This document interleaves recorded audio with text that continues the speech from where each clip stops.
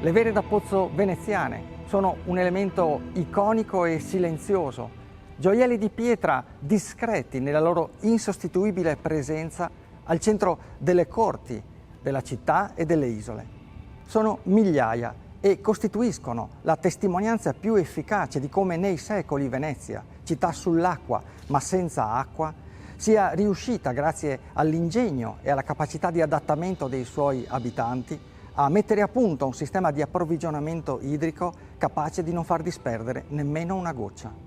La maggior parte dei pozzi era privata o appartenente a conventi, come quello di San Servolo, che per un millennio ha dissetato monaci e monache, e dai primi benedettini che nel VII secolo vi si ritirarono, ai gesuiti che vi succedettero, fino alle 142 suore che nel 1647 arrivarono da Candia, dopo che l'isola di Creta fu perduta.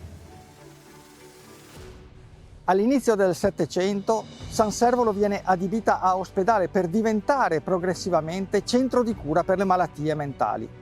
Oggi l'isola è il luogo dell'accoglienza, con un centro congressuale nel cuore della laguna, l'antica biblioteca, la farmacia e un museo dedicato al suo passato legato alla follia.